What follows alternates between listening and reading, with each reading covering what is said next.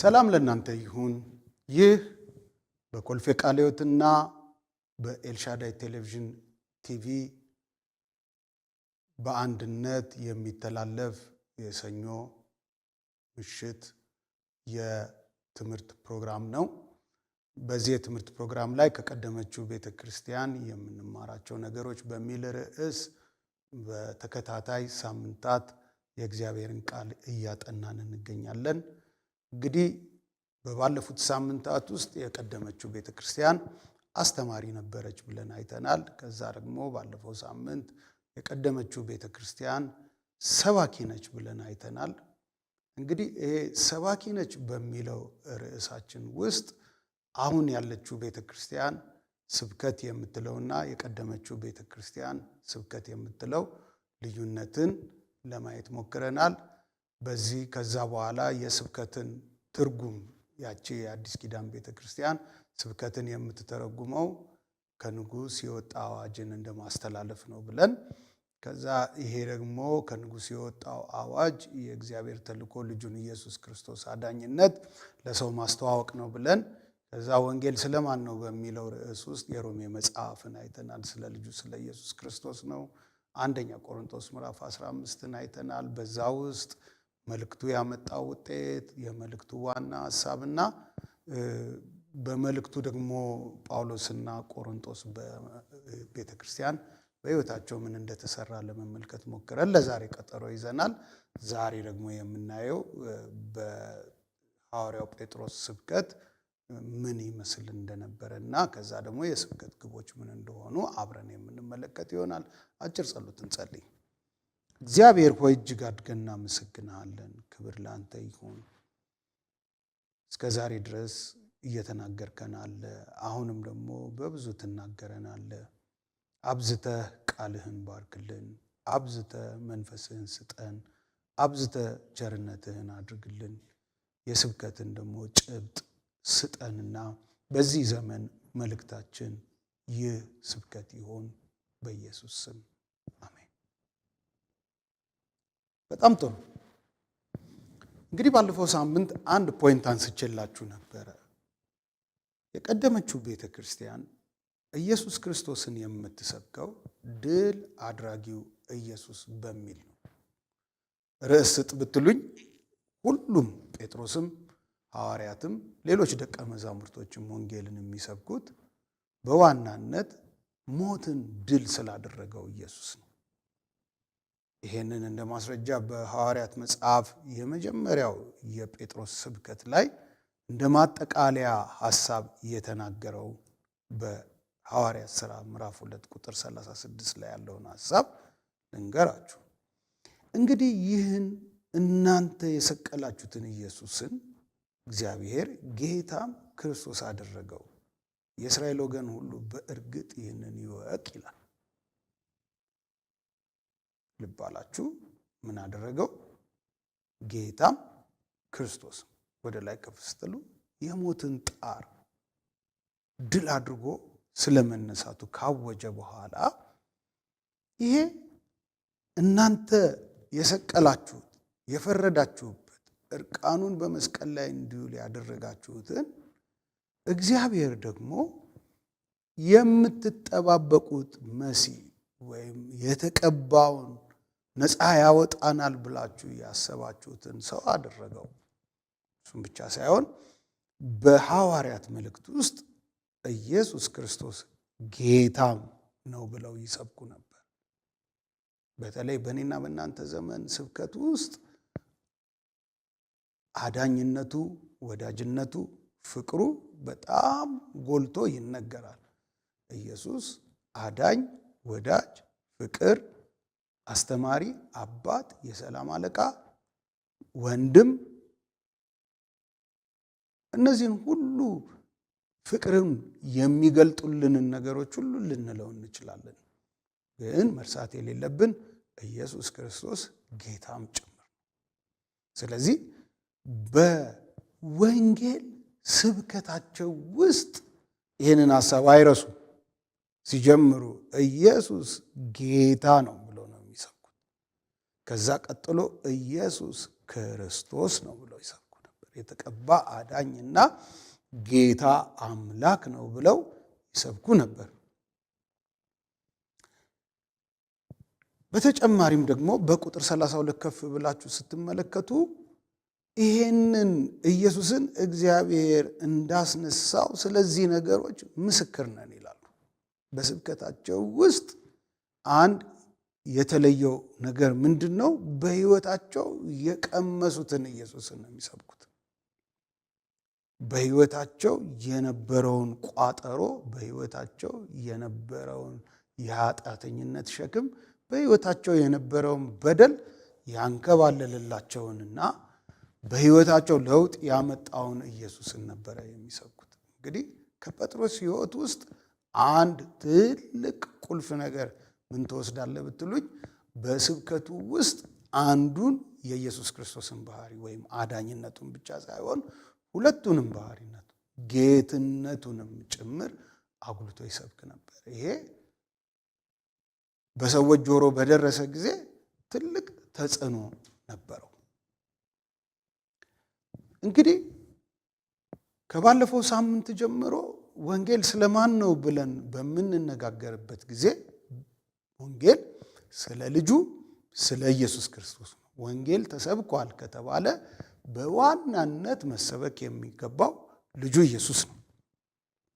ሚሽናል ሄርሜኔቲክስ የሚል አንድ ጽሑፍ የጻፈ ሰው ስሙን አሁን ረሳሁት፣ ቆይቷል ካነበብኩት። በመጀመሪያው ቻፕተር ላይ የሚጽፈው ሚሽናል ሄርሜኔቲክስ ማለት በተልእኮ መንገድ መጽሐፍ ቅዱስን መፍታት ወይም ደግሞ የክርስቶስን የእግዚአብሔርን ተልእኮ እያሰቡ መጽሐፍ ቅዱስን መፍታት የሚል ሐሳብ ያለው ትምህርት ነውና ይህ ሰው ለመጀመሪያ ጊዜ ወደ ትምህርት ቤት ሲገባ ይህንን ትምህርት ያስተማረው ሰው መጀመሪያ ያደረገው ስብከት እንዲያዘጋጅ ነበር እና ይሄ ሰው በጣም አስደናቂ የሆነ መልእክት ነበር የጻፈው። ደግሞም ጀማሪ አገልጋይ አልነበረም። ለብዙ ዓመት እግዚአብሔርን ያገለገለ ካገለገለ በኋላ ወደዚህ ኮሌጅ ለትምህርት የገባ ነበርና ያንን የስብከት መስፈርቶች የሚያሟሉትን መልእክቶች በሙሉ ጽፎ ከጨረሰ በኋላ ይሄን ለሚያስተምረው አስተማሪ አሳይመንቱን አስገባ። ከዛ በኋላ ያንን ካየ በኋላ የሚጠብቀው ከሁሉም የተሻለ ግሬድ ነበረ። ነገር ግን ያ የስነ ስብከት አስተማሪው አርሞ ሲሰጠው ሲመለከት ከሲ በታች ነበረ ማርክ የተሰጠው። ይሄ ማለት ኦልሞስት እሱ ባለበት ደረጃ አይደለም። አንድ ኖርማል ተማሪ በዛ ልክ ማግኘት አይጠበቅበትም፣ ወድቋል እንደማለት ነው። በጣም ተበሳጭቶ መልሶ ያንን ሰው ሄዶ ስብከቴ ምን አደረገ ብሎ ጠየቀው። ያ አስተማሪ የመለሰልኝ መልስ ሕይወቴን ለውጦታል ይላል። በስብከት ውስጥ ኢየሱስን አላየሁት። ዛሬ በእኔና በእናንተ ዘመን ውስጥ በጣም አስደናቂ የሆኑ መልእክቶች ይቀርባሉ። ከብሉይ ኪዳን ከአዲስ ኪዳን በጣም ሰዎች ይተረትራሉ። ግን ኢየሱስ ክርስቶስ አዳኝነቱ፣ ጌትነቱ፣ ስለ ሰው ልጆች ኃጢአት ዋጋ መክፈሉ ካልታየ እግዚአብሔር ባረመው ጊዜ እኔና የእናንተ ስብከት ምናልባት ከዚህ የዩኒቨርሲቲ ፕሮፌሰር ባነሰ መልኩ ግሬድ ሊያደርገን እንደሚችል እያሰብን የስብከትን ግብ ብንሰማ ደስ ይለኛል። ስብከት የራሱ ዓላማ እንዳለው ሁሉ የራሱ ግቦች አሉት። እኔ እነዚህን ግቦች በሶስት ከፍዬ ዛሬ ላሳያችሁ። እስቲ መጀመሪያ በማርቆስ ወንጌል ምዕራፍ 1 ከቁጥር 14 እስከ 15 ያለውን ክፍል አንብብላችሁ። ዮሐንስም አልፎ ከተሰጠ በኋላ ኢየሱስ የእግዚአብሔርን መንግሥት ወንጌል እየሰበከና ዘመኑ ተፈጸመ፣ የእግዚአብሔርን መንግሥት ቀርባለች፣ ንስሐ ግቡ፣ በወንጌልም እመኑ እያለ ወደ ገሊላ መጣ ይለናል። አሜዚንግ። እኔ እዚህ ክፍል ውስጥ በጣም የሚገርሙ 3 ነገሮች አግኝቻለሁ። ኢየሱስ ክርስቶስ በሚሰብክበት ጊዜ እነዚህ 3 ነገሮች የሚፈለገውን ግብ ያመጣሉ። አንደኛው የመጀመሪያው የስብከት ግብ ሰዎች ወደ ንስሐ እንዲመጡ ነው። ንስሐ እንዲገቡ የሚረዳቸው ነው። በተለይ በአዲስ ኪዳን በብዙ ቦታዎች ንስሐ የሚለውን ቃል በግሪኩ የተጻፈው ሜታኖያ የሚለውን ሐሳብ የሚይዝ ነው። ምን ማለት ነው? ሜታ የሚለው ብቻ አስተሳሰብን፣ ጭንቅላትን የሚረዳ ሲሆን ያ ደግሞ ትራንስፎርሜሽን ለውጥ፣ የአስተሳሰብ፣ የጭንቅላት፣ የአካሄድ፣ የንግግር እነዚህ በአእምሯችን የተሞሉ ነገሮችን ሁሉ ሽፍት የምናደርግበት ለውጥ የምናመጣበት እንደ ትላንትናው የማንራመድበት እንደ ትላንትናው የማናስብበት እንደ ትላንትናው የማንሄድበት ነው። በተለይ ይሄ ዘመን እኮ የእግዚአብሔር ቃል የሚነበብበት ዘመን፣ ይሄ ዘመን እኮ በአንድም በሌላም መንገድ ሰዎች የእግዚአብሔር ቃል ወደ ቤቱ እንዲመለስ የግል ጥረታቸውን የሚያደርጉ እንዲያውም የተለያዩ ሃይማኖት ሴክቶች የተፈጠሩበት ጊዜ ነው። እንደ ሰዱቃውያን፣ ፈሪሳውያን፣ ጸሐፊያውያን የምንላቸው የሃይማኖት ክፍፍሎች የነበሩበት ዘመን ነው። አንዳንዶቹ ለእግዚአብሔር ቃል የተለየ ትኩረት ይሰጣሉ፣ አንዳንዶቹ ለሃይማኖታቸው የተለየ ትኩረት ይሰጣሉ፣ አንዳንዶቹ ደግሞ በግሪክ ፍልስፍና ሰዎች ትራንስፎርምድ እንዲሆኑ ትኩረት ይሰጣሉ። ስለዚህ ሰዎች በአንድም በሌላም መንገድ የተሻለ ኑሮ ለመኖር የራሳቸውን ጥረት የሚያደርጉበት፣ እግዚአብሔርን ለማወቅ ጥረት የሚያደርጉበት ጊዜ ነው። ግን የንስሐ ሕይወት አልነበራቸው እና ጌታ ኢየሱስ ክርስቶስ ወንጌልን በሚሰብክበት ጊዜ ያስቀደመው ሰዎች ይሄ ትላንት የሚያስቡበትንና ትላንት የሚሄዱበትን መንገድ እንዲያስተካክሉና እንዲለውጡ ነው። ከዛ ቀጥሎ እመኑ የሚል ሐሳብ አለው። እመኑ የሚለው የግሪኩ ቃል 3 መሰረታዊ ነገሮችን አጣምሮ የሚያስብ ነው። እንደምታውቁት የግሪክ ቃል በጣም አንድን ሐሳብ የመግለጥ አቅም ያለው ቋንቋ ነው እና የፒስቲስ የሚባለው እመኑ ያላቸው ጌታችን ኢየሱስ ክርስቶስ አንደኛው ትረስት ማድረግ፣ በሌላው ላይ መደገፍን የሚያሳይ ነው። እንዴት ነው መደገፍ የምንለው? ስለ መደገፍ ሲነሳ በጣም ገላጩ ሰው አብርሃም ነው። አብርሃም ተደገፈ፣ በእግዚአብሔር ቃል አመነ ስንል በእግዚአብሔር ቃል ተደገፈ የሚለውን ሐሳብ ነው። መደገፍ ይሄ ትረስት ማድረግ የሚለው ሌላውን መደገፍ የሚለው ሐሳብ ያለ ማስረጃ የተጨበጠ ማስረጃ ሳይኖረን በሌላው ላይ የምናደርገውን መደገፍ የሚያሳይ ነው። አንድ ሕፃን ልጅ ብዙ ጊዜ ይህንን ምሳሌ እጠቀመዋለሁ። የሆነ ጠረጴዛ ላይ ቆሞ አባቱና ብሎ ቢጠራው በመካከል ያለው ገደል አይታየውም። ወደ አባቱ ላይ ሄዶ ለመድረስ በመካከል ያለው ክፍተት ሳይታየው ዝም ብሎ ይጓዛል። አብርሃምም እንደዛ ነው ያደረገው። በወቅቱ አብርሃም ለተጠራው ጥሪ ምንም አይነት ማስረጃ የለውም ራሱ ከሰማው ድምፅ በስተቀር። መጽሐፍ ቅዱስ አልተጻፈም። እግዚአብሔርን የሚያመልክ ሌላ ትውልድ የለም። ሌሎች ድምፁን የሚያረጋግጡለት ነቢያቶች የሉም። ግን በሰማው ድምፅ መደገፍ ችሎ ነበር። ስለዚህ ይሄ የወንጌል ትልቁ ግቡ ምንድን ነው ብትሉኝ፣ ሰዎች በሰሙት ድምፅ በመጣላቸው መልእክት የመደገፍ አቅም ሲኖራቸው ነው። መደገፍ ብቻ ሳይሆን እርግጠኞችም ይሆናሉ። በኋላ እንመጣበታለን። በሶስተኛው ክፍል ላይ ከእምነት ቀጥሎ በትራንስፎርሜሽን ወይም ኮንቨርሽን የምንለው ሐሳብ ላይ በደንብ አድርገን እናነሳዋለን። ግን እርግጠኞች ይሆናሉ። በጣም ይሄ ወዳጅ ወይ ነፍስህ እንደሚከናወንልህ እንደተከናወነችልህ እንዲሁ በነገር እንዲከናወንልህና ጤና እንዲኖርህ ጸልያለሁ የሚለው ክፍል እንዴት የሚያስደንቅ ክፍል ነው። በዛ ዘመን የነበሩ ክርስቲያኖች በጣም በስደት የሚኖሩ ሰዎች ነበሩ። እንደ ሁለተኛ ዜጋ ይቆጠራሉ፣ በተገኙበት ይገደላሉ። ራሱ መልእክቱን የሚጽፈው ሐዋርያው ዮሐንስ በወቅቱ ከነበሩ ሐዋርያቶች በሕይወት ረጅም ዕድሜ የኖረው እሱ ነው። ሌሎቹ በሙሉ በሰይፍ በመጋዝ እየተቆረጡ ለአንበሳ እየተሰጡ ሰውነታቸው ስጋቸው እየተቦጫጨቀ ሞተዋል። ስለዚህ ይሄ የነጻነት አይነት ኑሮ አይሰማቸውም ነበር። ግን በአንድ ነገር ፍጹም እርግጠኞች ናቸው፣ ነፍሳቸው መዳኗና የእግዚአብሔርን መንግስት መውረሳቸው። ለዚህ ነበረ ሐዋርያው ዮሐንስ ነፍስ እንደተከናወነችልን በቃ ፐርፌክትሊ የምትረዳው አንድ እውነት አለ፣ ነፍስ ድናለች። ይሄን ደግሞ በተሰበከው ወንጌል ስታምን በህይወት የተፈጠረ ነገር ነው። ዛሬም በእኔና በእናንተ ዘመን በእውነተኛው መልእክት በጌታችን በኢየሱስ ክርስቶስ አዳኝነትና ጌትነት የተደገፉ ሰዎች ቀጥሎ በህይወታቸው የሚመጣው የነፍሳቸው መዳን እርግጠኝነት።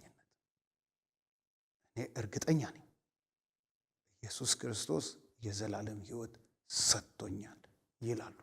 ምናልባት ይህንን የቴሌቪዥን ፕሮግራም በአንድም በሌላም መንገድ እየተከታተላችሁ ስለ ነፍሳችሁ እረፍት፣ ስለ ነፍሳችሁ መዳን እርግጠኞች ያልሆናችሁ ሰዎች ጌታችን ኢየሱስ ክርስቶስን ባመናችሁ ጊዜ በህይወታችሁ የሚሆነው ነገር እርግጠኞች ትሆናላችሁ። የእግዚአብሔር ልጅ መሆናችሁ፣ ኃጢአታችሁን እግዚአብሔር ይቅር እንዳላችሁ፣ ምህረት እንዳደረጋችሁ እርግጠኞች ትሆናላችሁ። ስለዚህ በዚህ ፕሮግራም መጨረሻ እንደናንተ ላሉ ሰዎች እጸልያለሁ። ከእርግጠኝነት ደግሞ በአሻገር አሹራንስ መተማመን ይፈጠራል። ልባላችሁ መደገፍ፣ እርግጠኝነት፣ መተማመን። ሰዎች ለምንድን ነው ኢንሹራንስ የሚገቡት? ስለ አሁን ብሎ ኢንሹራንስ የሚገባ የለም። ለምሳሌ እኔ አንድ በጣም ቆንጆ መኪና ገዝቼ ዛሬውኑ በእጄ ከገባች በኋላ ኢንሹራንስ የምገባበት ትልቁ ምክንያት ነገዬ ስለማላቀው፣ ነገዬን ስለማልረዳው በመኪናዬ ላይ አንድ የሆነ ችግር ቢፈጠር፣ በእኔም ላይ አንድ የሆነ ችግር ቢፈጠር ያንን ችግር የሚተካልኝ ወይም ደግሞ ካሳ የሚሰጠኝን አካል በመፈለግ ነው ኢንሹራንስ የምገባው። ስለዚህ እዚህ ቦታ ላይ አመኑ የተባሉ ሰዎች በህይወታቸው ምንድን ነው የሆነው ብትሉኝ፣ ስለፊቱ ላላቸው ህይወት ኢንሹራንስ ያገኛሉ፣ መተማመኛ አላቸው። ይሄንንም እርግጠኛ ይሆናሉ። ነገ ምን ይሆናል ብለው አይሰጉም። ከነገ ወዲያ ምን ይሆናል ብለው አይሰጉም። ይሄ በወንጌል የተሰበከላቸው እውነት ስለ ነጋቸውና ስለ ዘላለማቸው እርግጠኛ ያደርጋቸዋል። ልባላችሁ 3 ነገሮች ነው ያወራነው። አመኑ ሲባል ይደገፉታል። አመኑ ሲባል በእነሱ ህይወት ውስጥ እግዚአብሔር የተናገረው ነገር ትክክል መሆኑን ያውቃሉ። አመኑ ሲባል ስለ ነገ አሹራንሳቸው ወይም ኢንሹራንሳቸው ነው። ስለዚህ ይሄ በወንጌል የሚሰበከው ስብከት ቀጥሎ በእነዚህ ሰዎች ህይወት ውስጥ ያመጣው ምንድን ነው ብትሉኝ፣ ይሄንን ነው። ሶስተኛው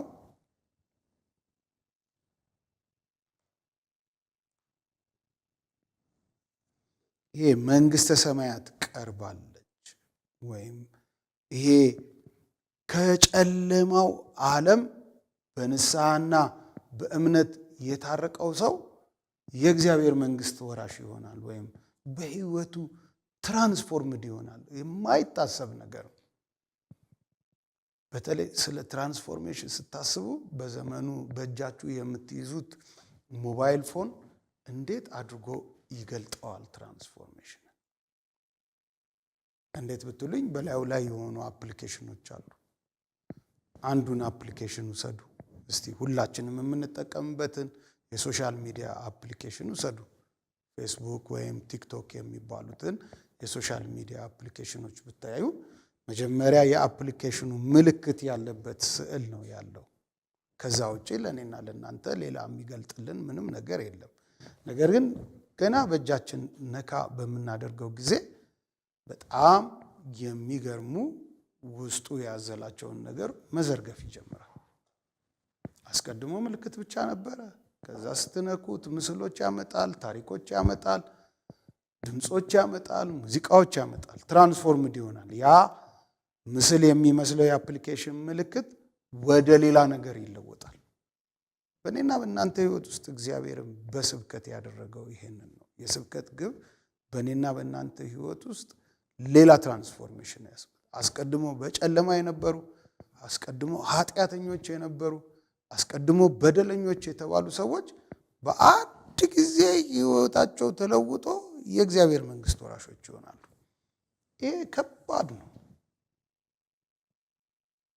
በቀላሉ የሚሆን አይደለም። ነገር ግን በወንጌል ስብከት ውስጥ የወንጌል ስብከት ሰራተኛው እኔና እናንተ ብቻ አይደለም። ወንጌል ሲሰራ የወንጌል ስብከት ሰራተኞች መንፈስ ቅዱስም ጭምር ነው። እግዚአብሔር በስብከት ውስጥ አብሮ የሚሰራ ነው። ይህም በሌላ ክፍል እናየዋለን። ግን አሁን የስብከትን ግብ ለማየት እንድንችል ይሄ ሐዋርያው ጴጥሮስ ወንጌልን በሰበከበት ጊዜ በዛ ዘመን ከመላው ዓለም የተሰበሰቡ እግዚአብሔርን የሚፈሩ ሰዎች ነበሩና ወንድሞች ምን እናድርግ ብለው ጠየቋቸው። በዚህ ጊዜ ጴጥሮስ የሰጠው መልስ በጣም ያስደንቃል።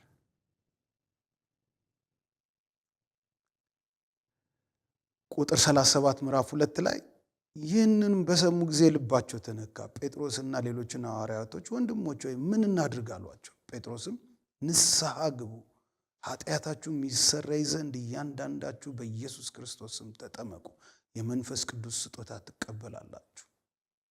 ኦኬ ልባላችሁ። አሁን ቅድም የነግዛ በጌታ የወንጌል ስብከት ውስጥ ንስሐ አለ። የአእምሮ ለውጥ ያስፈልጋችኋል፣ መታደስ ያስፈልጋችኋል። እዚህ ጋር እምነት የሚለውን በኢየሱስ ስም ተጠመቁ ብሎታል። ስለዚህ እመኑ የሚለውን ሐሳብ እሱ ይይዝልናል። ከዛ ግን አንድ በጣም ቁልፍ የእግዚአብሔር መንግስት ስለመውረስ ቁልፍ ሐሳብ ይነግረናል። የመንፈስን ቅዱስንም ስጦታ ትቀበላላችሁ። እዚህ ጋር የመንፈስ ቅዱስ ስጦታ የተባለው ራሱ መንፈስ ቅዱስን እንጂ መንፈስ ቅዱስ የሚሰጠውን የጸጋ ስጦታ ወይም የካሪዝማ የምንለውን አይደለም። ብዙ የመጽሐፍ ቅዱስ አጥኞች ይህንን ሐሳብ ለመተንተን የሚጠቀሙት አንድ የሆነ ሐሳብ አለ። ሁላችንም ብናውቀው ደስ ይለኛል ነው። ይሄ ምንድን ነው? በቆሮንቶስ ላይ ሄዳችሁ ስታነቡ የመንፈስ ቅዱስ የጸጋ ስጦታዎች በፕሉራል ወይም በብዙሃን የተገለጠ ሲሆን እዚህ ጋር ግን ስጦታ ብቻ ነው የሚለው። እዚህ ጋር መንፈስ ቅዱስ ለሰዎች የሰጠው ስጦታ ዳግም ልደትን ነው። ይሄ ራሱ ብቻ የሚያደርገውን በኤፌሶን መጽሐፍ በተስፋው መንፈስ በመንፈስ ቅዱስ ታተማችሁ እርሱም የርስታችሁ መያዣ ነው ይላል። በተስፋ መንፈስ በመንፈስ ቅዱስ ታተማችሁ። መንፈስ ቅዱስ ክርስቶስን ባመንን ጊዜ በእኔና በእናንተ ህይወት ውስጥ ስለሰራው ስራ ነው የሚናገረው እና ስብከት ግቡ መንፈስ ቅዱስን ወደዛ ሰውዬ ህይወት ያመጣዋል። ኮንቨርሽን ወይም የህይወት ለውጥ ትራንስፎርሜሽን ወይም ቅጽበታዊ የሆነ ለውጥ ምንድን ነው የሚባለው? ትራንስፎርሜሽን ጥሩ አማርኛ ነው። ማነው ጥሩ ቋንቋ ነው። በአማርኛ ለመግለጽ ትንሽ ቸግሮኛል። እና ትራንስፎርምድ ወደ ሌላ ማንነት የሚለውጠን የመንፈስ ቅዱስን ስጦታ የምንቀበለው በስብከት ነው ወዳጆች። ስብከት መንፈስ ቅዱስን ወደሚሰማው ሰው ህይወት ያመጣዋል። ስብከት ይሄ መንፈስ ቅዱስን የሚሰማው ሰው የመጀመሪያ የህይወት ለውጥ እንዲኖረው ያደርገዋል። ስብከት ሰውን የንስሐ ህይወት እንዲለማመድ ያደርገዋል።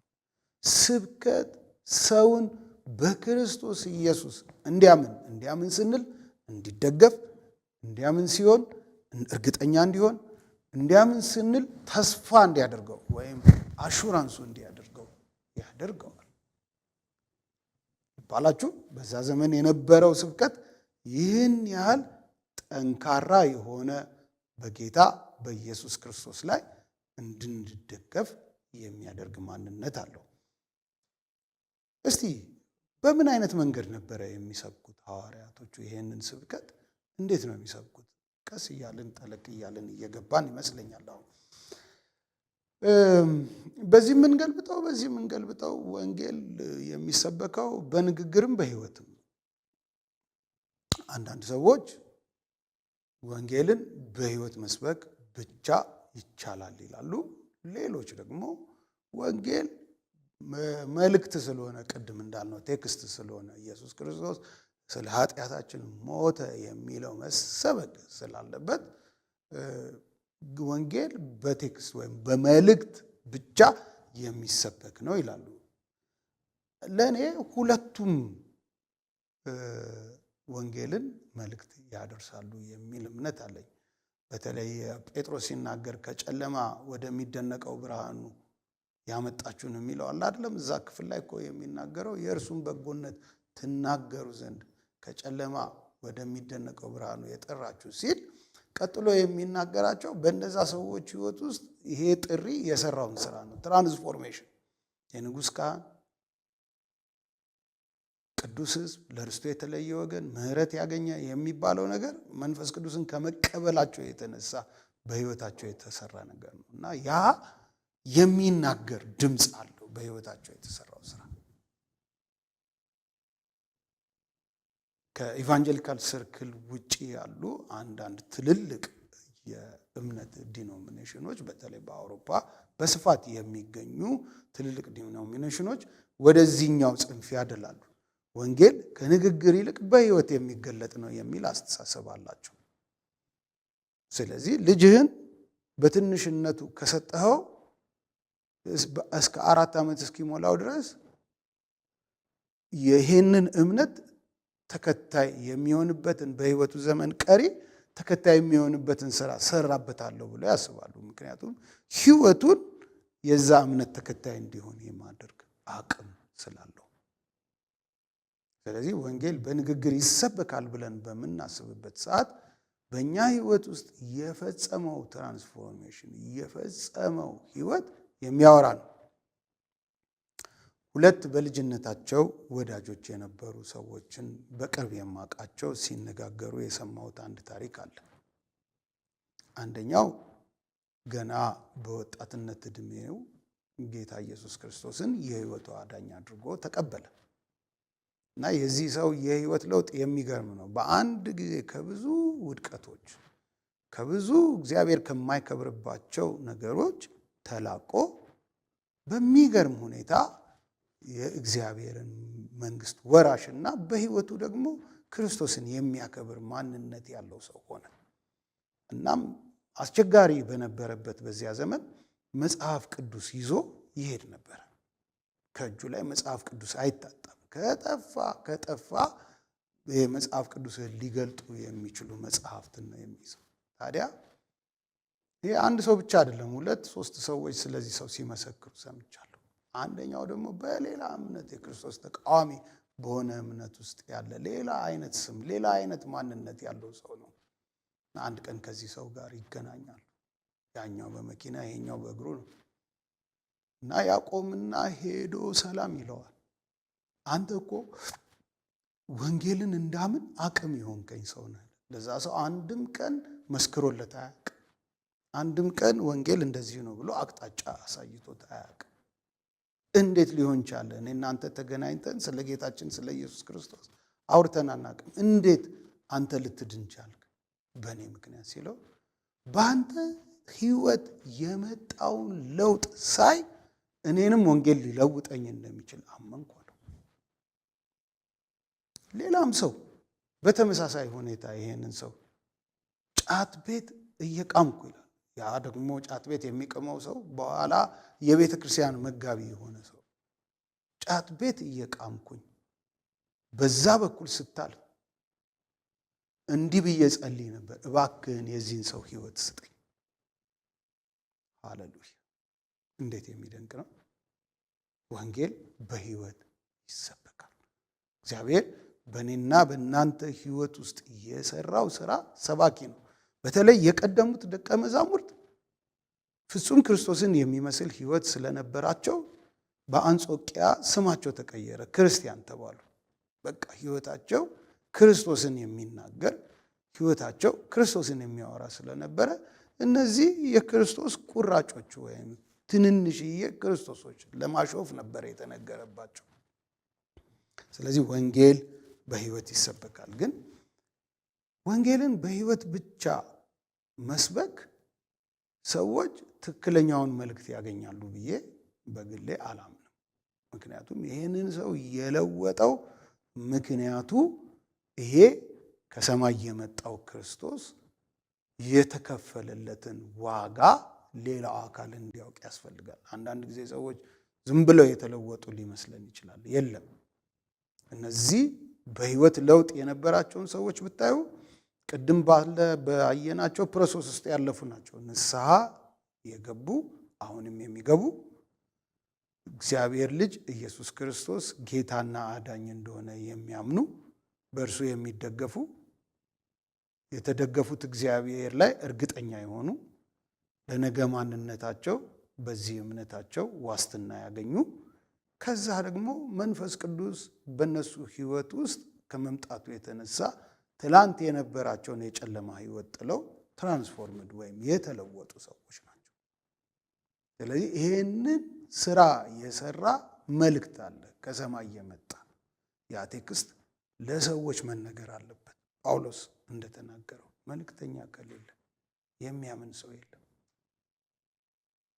ግዴታ ይሄንን መልእክት የሚያደርስ ሰው መኖር አለበት። ስለዚህ የቀደመችው ቤተ ክርስቲያን ወንጌልን በህይወትም በንግግርም ሰዎች ላይ እየዞረች ከከተማ ከተማ፣ ከመንደር መንደር፣ ከሰፈር ሰፈር እየዞረች ወንጌል የምትሰብክ ኢየሱስ ክርስቶስ አዳኝ መሆኑን የምትገልጥ ነች። እንዴት ይሰበካል? አልጨረስኩም። በዚህ ውስጥ ይቺ ቤተ ክርስቲያን የምትሰብክበት መንገድ የመጀመሪያዋ ሆነ ብላ ዕዳ እንዳለባት ተረድታ ነው የምትሰብከው። ወንጌል እኛ ድነን ቁጭ የምንለው ሳይሆን እግዚአብሔር በእኔና በእናንተ ህይወት ውስጥ ለሚቀጥለው ሰው እንድናስተላልፈው የሰጠን ዕዳ ነው የሚል እምነት ነበራቸው ሐዋርያቶቹ። በአንደኛ ቆሮንቶስ ምዕራፍ 9 ቁጥር 16 ላይ ስትሄዱ ይሄ ወንጌልን ብሰብክ እንኳ የምመካበት የለብኝም የሚልና ግድ ደርሶብኝ ቀጥሎ ያለው በጣም የታወቀ ፍሬዝ አለች። ወንጌልን ባልሰብክ ወየውልኝ።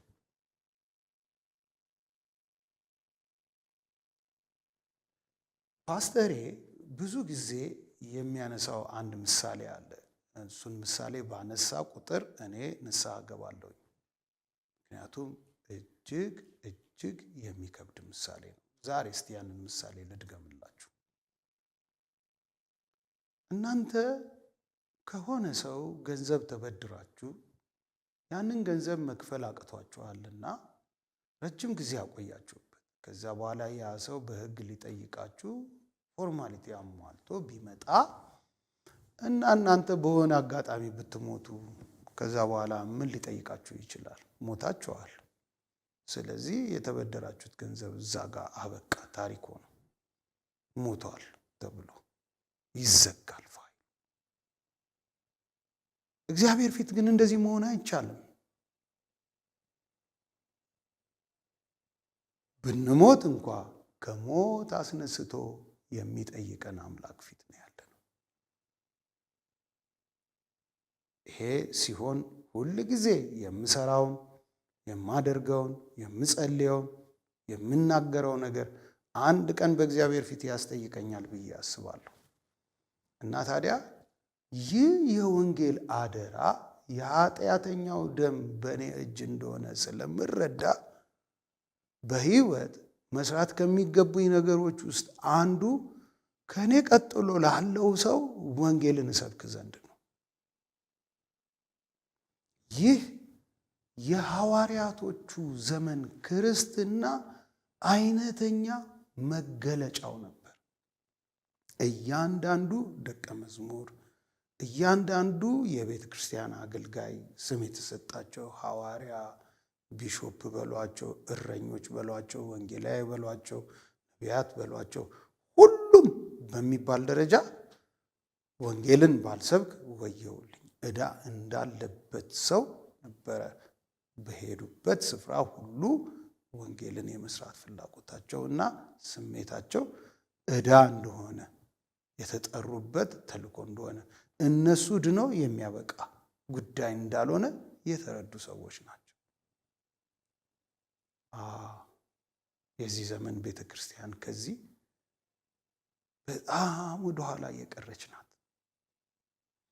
ብዙ ፕሮግራሞች አሏት፣ ብዙ የሚጥሙ፣ ብዙ ደስ የሚሉ፣ ግን በወንጌል ስብከት ደረጃ ገና ብዙ መስራት የሚጠበቅባት እንደሆነ ከዚህ ክፍል መረዳት እንችላለን። ይሄ ወንጌልን የሚሰብኩት ደግሞ በትጋት ነበረ። በሐዋርያት ሥራ መጽሐፍ ምዕራፍ 5 ቁጥር 42 ላይ መዝጊያው ላይ ዕለት ተዕለትም በመቅደስና በቤታቸው ስለ ኢየሱስ ክርስቶስ እሱ ክርስቶስ እንደሆነ ማስተማርና መስበክ አይተውም ነበር ይላል። ዲሊጀንሲ ትጋት ነበራቸው። አይተውም። ደከመኝ፣ እንቅልፌ መጣ፣ ዛሬ እንደዚህ አይነት ችግር አጋጥሞኛል የሚሉ አልነበሩ። የቀደመችው ቤተ ክርስቲያን ዕለት ተዕለት ዴይ ቱ ዴይ ባገኙት ስፍራ በመቅደስ በቤታቸው ስለ ኢየሱስ ክርስቶስ ስለ ኢየሱስ እሱ ክርስቶስ እንደሆነ ያስተምሩና ይሰብኩ ነበር። በአንድ ጎን ያስተምሩ ነበር፣ ባለፈው ጊዜ አይተናል። የመጣውን መንጋ የሚጠብቁበትና ዲሳይፕል የሚያደርጉበት ነው። በሌላ ጎን ደግሞ ይሰብኩ ነበር። በእኔና በእናንተ ዘመን እንዳለው አይነት ስብከት ይሄ በላህ፣ ጠጣ፣ ተለወጥክ፣ ከፍ አልክ የሚል ሳይሆን ይሰብኩ ነበር። እርሱ ክርስቶስ እንደሆነ፣ እርሱ አዳኝ እንደሆነ፣ ሰዎች ከኃጢአታቸው መመለስ እንዳለባቸው፣ የዳኑትም የመዳናቸው ምስጢር እርሱ ክርስቶስ እንደሆነ ዕለት ተዕለት እየተጉ ያስተምሩ ነበር ይላል። ሌላው ሐሳብ ስልቶችን ይጠቀሙ ነበር። በአንደኛ ቆሮንቶስ ምዕራፍ 9 ቁጥር 20 እስከ 22 ስለ ወንጌል አሰባበክ ስልት ሲታሰብ የሚነሳ አይነተኛ ጥቅስ አለ። እርግጥ በዚህ ዘመን ያሉ የወንጌል አማኞች በዚህ ጉዳይ ላይ የተለያየ ክርክር ያነሳሉ። ይሄ ስልት ወይም ሰዋዊ አካሄድ የእግዚአብሔርን እጅ ይይዛል ብለው የሚያምኑ ሰዎች አሉ። ሌሎች ደግሞ የለም፣ እግዚአብሔር የሰው ልጅ ጥበብና እውቀት የሰጠው የእርሱን ስራ እንዲሰራ ነው የሚል አስተሳሰብ አላቸው። እንግዲህ ስልት እንደ እግዚአብሔር ቃል የተቃኘ መሆን አለበት። ዋናው ቁልፍ ነገር እርሱ ነው። በዚች አጋጣሚ በጨረፍታ መናገር የምፈልገው ግን ጳውሎስን ስንመለከት ቅድም በነገርኳችሁ ክፍል ላይ አይሁድንም እጠቅም ዘንድ አለና ከአይሁድ ጋር እንደ አይሁዳዊ እሆናለሁ፣ ከሕግ በታች ያሉትን እጠቅም ዘንድ እኔ ራሴ ከሕግ በታች ሆኜ ሳልሆን ከሕግ በታች ላሉ ከሕግ በታች እንዳሉ ሆንኩ። ሕግ የሌላቸውን እጠቅም ዘንድ ያለ እግዚአብሔር ሕግ ሳልኖር፣ ነገር ግን በክርስቶስ ሕግ በታች ሳለሁ ሕግ ለሌላቸው ሕግ እንደሌለኝ ሆንኩ። ደካሞችን እጠቅም ዘንድ ለደካሞች እንደ ደካማ ሆንኩ። በሁሉ መንገድ አንዳንዶችን አድን ዘንድ ከሁሉ ጋር በሁሉ ነገር እንደ እነርሱ ሆንኩ። በወንጌልም ማኅበርተኛ ሆን ዘንድ ስለ ወንጌል ሁሉን አደርጋለሁ። ይሄ ሆንኩ ቢካም ላይክ ይላል። ልክ ክርስቶስ ወንጌልን ለመስበክ እንደ ሰው ልጅ እንደሆነ ከሰማይ ይሄ እግዚአብሔር ለሰው ልጆች ያዘጋጀውን መዳን ለመግለጥ ኢየሱስ ክርስቶስ ሰው ሆነ ይላል። ቢካም ላይክ ይለዋል። ልክ ያንን ቃል ነው ጳውሎስ የሚጠቀመው እዚህ ጋር አምጥቶ እያንዳንዱን የማህበረሰብ ክፍል እዚህ ጋር በዘመኑ የነበሩት የማህበረሰብ ክፍል ደካሞች፣ አሕዛቦች፣ አይሁዶች፣ ሕግ ያላቸው፣ ሕግ የሌላቸው፣ ኃጢአተኞች፣ ቅዱሳኖች የሚባሉ የማህበረሰብ ክፍሎችን በወንጌል ለመድረስ ከነሱ እንደ አንዱ ሆንኩኝ። ልብ አድርጎ ኃጢአትን ሰራው ሳይሆን እነሱ ባሉበት አስተሳሰብ፣ እነሱ ባሉበት የኑሮ ደረጃ፣ እነሱ ባሉበት አካሄድ ቀርቤ ነው ወንጌልን የሰበኩላቸው። ወንጌል መልእክቱ አንድ ነው። የተለያየ የስልክ አፓራተሶች ሊኖሩን ይችላሉ። አንዳንዶቻችን የድሮ ስልኮችን የመያዝ ልምድ አለን፣ እነዚህ ምንም አይነት ስማርት ባህሪ የሌላቸው። አንዳንዶችን ደግሞ ስማርት ፎኖችን እንይዛለን። አንዳንዶች ደግሞ በጣም ኤክሴል ያደረጉ ሌላ በጣም የሚገርሙ ስልኮችን እንይዛለን። እና ታዲያ ቴክስቱ አንድ ነው። እንኳን አደረሳችሁ ብዬ ብልክ እዚህ ትንሹ ስልኩም ውስጥ ስማርቱም ውስጥ በጣም ዘመናዊ የሚባሉት ኮምፒውተራይዝድ የሆኑ ስልኮችም ውስጥ የሚገባው እንኳን አደረሳችሁ ነው። ግን እንኳን አደረሳችሁ በዚህኛው ውስጥ ሲገባ አበባ እየረጨ ሊገባ ይችላል። በዚህኛው ስልክ ውስጥ ሲገባ እንደዚህ፣ በዛኛው ውስጥ እንደዚህ። ጳውሎስ የሚናገረው ቢካም ላይክ የሚለው ልክ እንደነዛ አይነት አመጋገባቸውን አኗኗራቸውን እየኖርኩኝ ወንጌልን ነግሬያቸዋለሁ። ስለዚህ ስትራቴጂ የሚባለው ቴክስቱ ወይም መልእክቱ ላይ አይደለም። ስትራቴጂ የሚባለው ሰዎቹን አፕሮች የምናደርግበት፣ ሰዎችን የሚቀርብበት መንገድ ነው። ሰዎቹን ከቀረበ በኋላ የሚነግራቸው መልእክት ግን ተመሳሳይ ነው። ኃጢአተኞች ናችሁ፣ ንስሐ ግቡ፣ በወንጌል እመኑ። ያ በሚሆንበት ሰዓት ህይወታችሁ ትራንስፎርምድ ይሆናል። ይሄ ነው መልእክቱ። የቀደመችው ቤተ ክርስቲያን በመንፈስ ምሪትም የምትሰብክ ናት። በተለይ የመቅዶንያዊው ጥሪ የሚባለው ዘመቅዶኒያን ኮል የሚባለው በጣም ጥሩ ምሳሌ በሐዋርያት መጽሐፍ ምዕራፍ 16 ከቁጥር 6 እስከ 7 የምናገኘው ክፍል አለ። ወደ ኤዥያ እንዳይሄዱ መንፈስ ቅዱስ ከለከላቸው ይላል። ከዛ በኋላ ወዴት መሄድ እንዳለባቸው መራቸው። ስለዚህ ወንጌል በመንፈስ ቅዱስ ምሪትን ይሰብኩት ነበር። ከዛ በጣም የምወደው ክፍል አለ በሐዋርያት ሥራ ምዕራፍ 8 ቁጥር 4 ላይ የተበተኑትም ቃሉን እየሰበኩ ዞሩ። አያችሁ፣ እነዚህ ሰዎች የተበተኑት በመከራ ምክንያት ነው። እና እዚህ ጋር አንድ ቁልፍ ነገር የምታዩት መከራ በደረሰባቸው ጊዜ ይዘውት የሄዱት ወንጌል አንደበታቸውን እንዲይዙ አላደረጋቸውም፣ ይልቁንስ ይናገሩት ነበረ። እና እኔ እዚህ ጋር ትልቅ የተረዳሁት በጊዜው አለጊዜው ወንጌል የሚሰበክ መልእክት ነው። የሆነ ዓመት፣ የሆነ ጊዜ፣ የሆነ ፕላን በሆነ ስፍራ የምንሰብከው ሳይሆን ወንጌል በጊዜውም አለጊዜው በየትኛውም ሁኔታ በማንኛውም ስፍራ የሚተላለፍ መልእክት ነው።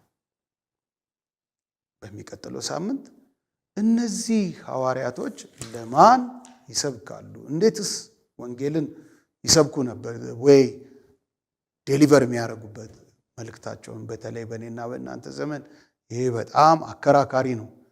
ሰዎች ወንጌልን ይሰብካሉ ወይ? እንዲያው ኢቭን ወንጌልን እናደርሳለን የሚሉት ወንድሞችና እህቶች የሚሰብኩበት መንገድ አንዳንድ ጊዜ ትንሽ መልክ መያዝ ያለበት ይመስለኛል በግሌና እርሱን ክፍል የምናይ ይሆናል። ለዛሬ በዚሁ እናበቃለን። በሚቀጥለው ጊዜ እስከምንገናኝ ድረስ እግዚአብሔር አምላክ ይባርካችሁ። ሰላም ሁኑልኝ።